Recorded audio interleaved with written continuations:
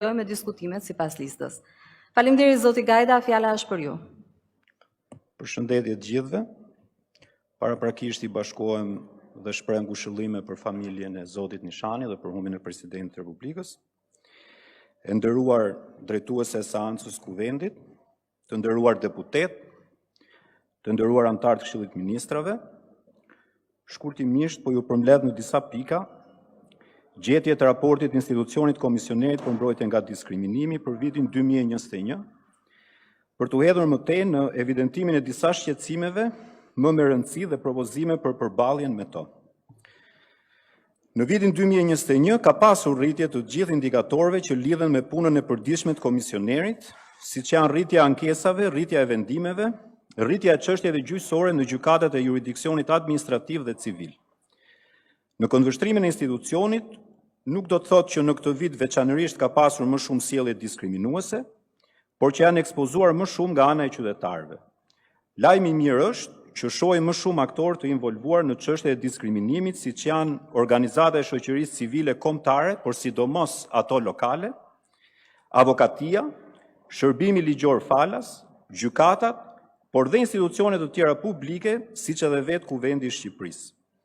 Më shumë shkaqe dhe pretenduara kanë qenë në lidhje me aftësinë e kufizuar, racën dhe etnin, bindjet politike, gjendjen ekonomike, gjendjen shëndetësore dhe gjinin.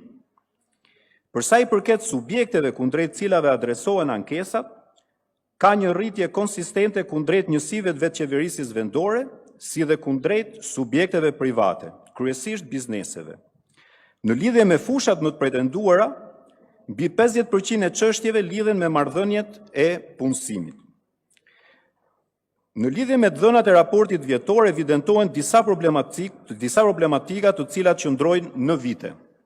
Së pari, mos implementimi i ligjeve me karakter social, si nëpërmjet vonesave në nxjerrjen e akteve nënligjore, si nëpërmjet moszbatimit nga ana administratës dhe jo në nënfrymën e kushtetutës dhe të konventave në mbrojtje të drejtave të njeriut, ashtu edhe nëpërmjet mos bashkëpunimit midis pushtetit qendror dhe atij vendor. Së dyti, shpeshherë mos realizimi të drejtave të qytetarëve nuk lidhet më shumë me pamundësi buxhetore, por me mospasjen e dhënave të sakta dhe të mbajtura në modele të unifikuara, për rrjedhoj ka mangësinë planifikimin e duhur të politikave dhe për këtë shkak evidentohet mos organizim në nivelin dhe standardin e duhur për ofrimin e shërbimeve të shumta publike. Së treti, edhe pse ka rritje të rasteve ku organet publike i zgjidhin vetë rastet e pretenduara të diskriminimit apo të cënimit të drejtave, mbetet ende frymë e përgjithshme moszbatimi i rekomandimeve dhe vendimeve të komisionerit e përrjedhoi niveli i ulët i pranimit dhe zbatimit të këtyre akteve. Së katërti, akoma mekanizmi i kontrollit që Kuvendi ushtron mbi pushtetin qendror në lidhje me zbatueshmërinë e vendimeve dhe rekomandimeve nuk ka hyrë në funksionalitetin dhe efikasitetin e duhur për të dhënë rezultate të prekshme. Së pesti, edhe vetë Kuvendi nuk tregon aktivizëm mbi propozimet dhe ndryshim legjislacioni që dërgohen nga komisioneri mbi ligje të cilat rezultojnë cënuese të parimit barazisë dhe mos diskriminimit. Së fundmi, jo rrallëherë, është sjellja dhe gjuha e përdorur nga eksponent lart politikës, organeve shtetërore dhe vetë Kuvendit që rezulton diskriminuese. Si problematik të fundit, dua të evidentoj edhe praktikën e gabuar të shkurtimit buxhetit organeve të pavarura në mbrojtjen e drejtave të njeriut, në rastet e gjendjeve të jashtëzakonshme të shpallura apo të pashpallura. Mendoj se duhet të jetë krejt e kundërta, pikërisht në këto raste ku sidomos lind nevoja e kufizimit më shumë të drejtave të qytetarëve, organet e pavarura duhet të kenë më shumë mundësi të ushtrimit funksioneve të tyre, pa u cënuar në mjetet e tyre. Në lidhje me disa nga propozimet që konsiderohen si të nevojshme nga institucioni i Komisionerit për mbrojtje nga diskriminimi për të mbajtur parasysh nga Kuvendi dhe Qeveria e Shqipërisë janë: krijimi i sistemeve të unifikuara të mbledhjes, sistemimit dhe komunikimit të dhënave ndërmjet organeve publike me njëra tjetrën, si dhe me subjektet ndryshëm shoqëror. Kryerja e analizave të thelluara në miratimin e ligjeve me karakter social dhe respektimi i afateve ligjore për miratimin e akteve nënligjore. Vëmendje e shtuar për personat me aftësi të kufizuara, sidomos në aksesueshmëri dhe përshtatjen e shërbimeve sipas aftësive të ndryshme. Në këndvështrimin e institucionit, nevojitet që të kemi një vit të dedikuar vetëm për aftësinë e kufizuar. Marrja e masave pozitive nga ana e pushtetit qendror dhe artimi i politikave të përkohshme me qëllim nxitjen e punësimit për personat me aftësi të kufizuar. Është mendim i institucionit se pushteti qendror mund të kthehet në një model pozitiv në këtë aspekt, duke thyer stigma e paragjykime, por dhe duke nxitur biznesin privat në punësimin e personave me aftësi të kufizuar. Përfshirje në administratën publike të rinjve rom dhe egjiptian që kanë përfunduar studimet e larta. Rikonsiderimin e legjislacionit për heqjen e kufizimeve gjinore mbi të drejtën e çdo njeriu për të pasur familje në një formë të njohur me ligj, që mund të jetë ajo e bashkëjetesës. Dedikimin e masave konkrete mbi heqjen e barrierave sociale, kulturore dhe ekonomike ndaj gruas dhe pozicionin e saj në familje dhe në shoqëri. Nxitja e strehimit në mënyrë dinjitoze për grupet shoqërore më të pamundura.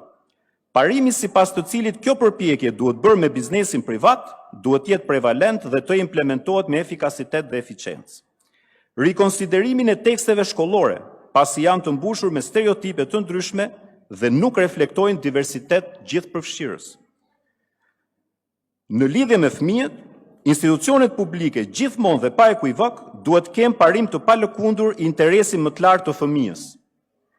Jo rrallëherë kemi parë larje duarsh nga institucionet në situata që lidhen me fëmijë, sidomos të grupeve më të pamundura. Së fundmi, pasja gjithmonë vëmendjet grupeve më të pamundura dhe pakicave shoqërore gjatë hartimit dhe implementimit politikave dhe shërbimeve publike.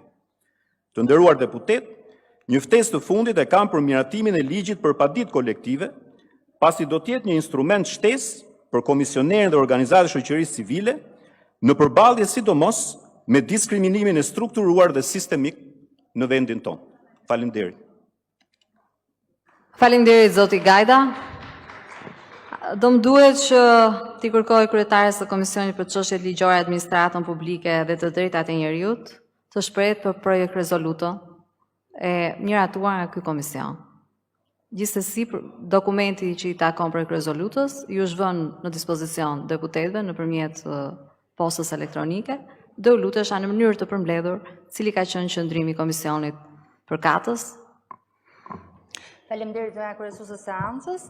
Komisioni i ka shurtuar mbas dëgjesës me komisionerin veprimtarinë vjetore të institucionit, ka vlerësuar punën e këtij institucioni dhe ka rekomanduar në drejtime të përgjithshme një draft rezolutë e cila ju është paraqitur të gjithë deputetëve, fokusi në disa çështje të grupuara në mënyrë të përgjithshme si vijon. Në rast të parë, ne kemi kërkuar një analizë të arsyeve pse ka numër më të lartë të ankesave për mbrojtje nga diskriminimi.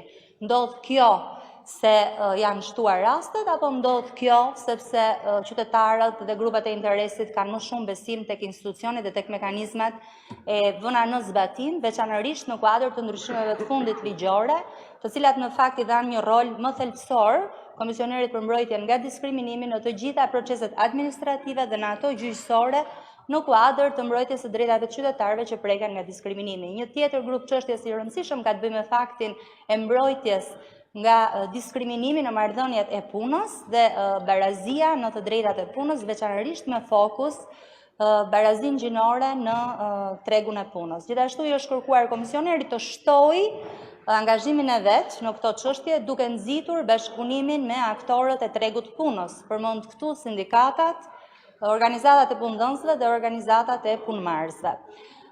Çështjet e tjera kanë të bëjnë me veprimtarinë ndërgjegjësuese dhe rritjen e bashkëpunimit për trajtimin e ankesave të përbashkëta në bazë të bashkëpunimit me avokatin e popullit dhe me institucione të tjera që punojnë për mbrojtjen e drejtave të njerëzit. I kemi kërkuar komisionerit gjithashtu që nëse ka nevojë për ndryshime ligjore të paraqesë mendimin e vet, ashtu si në nisma të cilat prekin çështje të diskriminimit, komisionerit të kërkohet gjithmonë mendim